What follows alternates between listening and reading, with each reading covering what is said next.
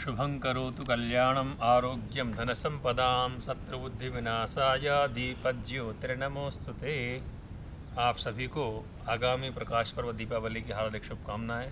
तो बंधु, कल से बहुत फ़ोन हमारे पास आ रहे हैं कि गुरुदेव दीपावली कब मनाएं, 20 अक्टूबर या 21 अक्टूबर। कुछ पंचांगों में अज्ञानतावश 21 अक्टूबर की दीपावली दी गई है। इस वजह से यह संशय समस्त सनातन धर्मावलंबियों के मध्य में उपस्थित हो पड़ा है। तो यह छोटा सा धर्म संकट है।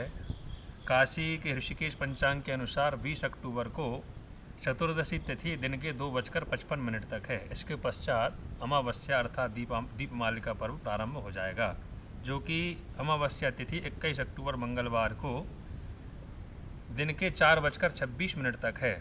21 को एक भी घटी अमावस्या प्रदोष काल में व्याप्त नहीं है। प्रदोष व्यापनी अमावस्या 20 अक्टूबर को ही है। इसलिए हम समस्त सनातनियों से आग्रह करेंगे कि इस प्रमाण के आधार पर आप सभी लोग बिना संशय के 20 अक्टूबर दिन सोमवार को ही दीपावली प्रकाश पर्व को मनावें। इसी दिन दीपावली पर्व मनाना श्रेयस्कर सभी के लिए होगा, क्योंकि पूर्ण प्रदोष काल व्यापनी तिथि 20 अक्टूबर को ही प्राप्त हो रही है तथा 21 अक्टूबर को 3 पहर से अधिक अमावस्या और 3.5 पहर से अधिक एक वृद्धि गामनी प्रतिपदा के होते हुए भी उक्त व्रत पारणा का काल प्राप्त नहीं हो रहा है। चूँकि दिवाली पर लक्ष्मी पूजन का एक आवश्यक अंग है, इसलिए विभिन्न धर्म ग्रंथों शास्त्रीय सिद्धांतों का अनुशीलन करते हुए समस्त ग्रंथों का अध्ययन करते हुए सनातनियों को चाहिए कि वह भ्रम में न पड़कर एक सूत्रीय एक मत होकर के 20 अक्टूबर को अपने इस प्रकाश पर्व दीपावली को मनाएं, अलक्ष्मी की निवृत्ति के लिए, दशविध लक्ष्मी की प्राप्ति के लिए। एक प्रमाण निर्णय सिंधु में आया है, अमावास्या चतुर्दश्योः प्रदोषे दीपदानतः यम मार्गाधिकारेभ्यो मुच्यते कार्तिके नरः। दिवोदासी में ब्रह्म पुराण का मत है कि कार्तिक मास की अमावस्या और चतुर्दशी तिथि में प्रदोष काल में दीपदान से मनुष्य यम मार्ग के अधिकार से मुक्त हो जाता है, अर्थात खंड तिथि में तो पूर्व दिन एक दिन पहले ही ग्राह्य है। प्रदोष में दीपों को दूर दे करके स्नान करना चाहिए, यह दिवोदासी में कहा गया है। शास्त्रों में 3 रात्रियों का विशेष महत्व बतलाया गया है, कालरात्रि, महारात्रि, मोहरात्रिश्च दारुणा। कालरात्रि अर्थात दीपावली, महारात्रि अर्थात शिवरात्रि और मोहरात्रि अर्थात श्री कृष्ण जन्माष्टमी। दीपावली में चूँकि लक्ष्मी पूजन रात्रि काल में ही किया जाता है, इसीलिए इसे कालरात्रि कहा गया है। कालरात्रि का शाब्दिक अर्थ यह है, काल यानी समय अथवा मृत्यु और रात्रि यानी अंधकार। तात्पर्य यह कि यह वह रात्रि है जो स्वयं काल मृत्यु को भी ग्रस ले। आध्यात्मिक दृष्टि से हम देखें तो इसका अर्थ यह है, यह अज्ञान और मृत्यु के अंधकार का प्रतीक है। जब साधना रात्रि काल के भाव को जब साधक काल रात्रि के भाव को समझ लेता है तो मृत्यु का भय समाप्त हो जाता है। और जब 21 अक्टूबर को रात्रि काल में हमें अमावस्या ही प्राप्त ना हो तो 21 अक्टूबर को दीपावली पर्व मनाने से क्या लाभ।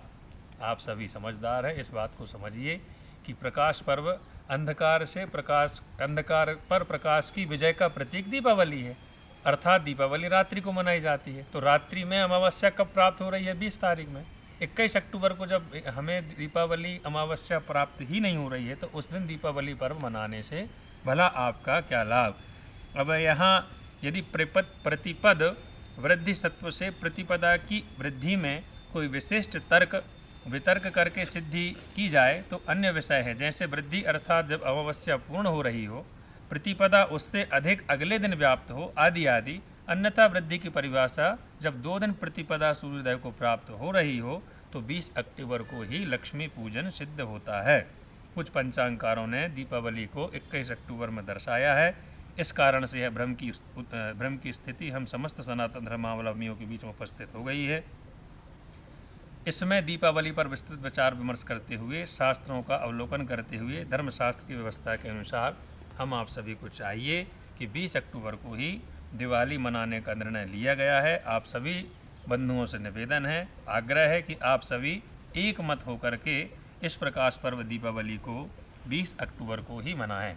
साथ में हम एक और संदेश इस बार दीपावली पर्व में आपको देना चाहते हैं कि बहुत से वीडियोस में और इत्यादि अन्य सोशल मीडिया में हमने देखा कि अब जब आप लोग लक्ष्मी जी का पूजन करते हैं तो दीप का जब पूजन होता है तो उसको दीपमालिका पूजन कहते हैं। तो आप लोग प्राय क्या करते हैं कि एक दीप से दूसरे दीप को जलाते हैं। दीप से दीप नहीं जलाना चाहिए, शास्त्रों में वर्जित है। कहा गया है दीपेन दीपम प्रज्वाल्य दरिद्रो व्याधिमान भवेत, अर्थात दीप से दीप जलाने वाला व्यक्ति दरिद्री होता है और व्याधियों को प्राप्त होने वाला होता है। यदि आप चाहते हैं कि आपके घर में दरिद्रता ना आए, आप व्याधियों से युक्त ना हो, तो आपको चाहिए कि आप दीप से दीप न जलाएं।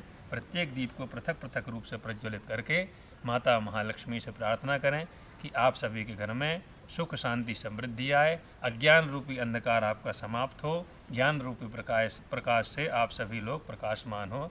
ऐसी कामना के साथ हम भगवती से के चरणों में आप सभी के अभ्युदय की कामना करते हैं।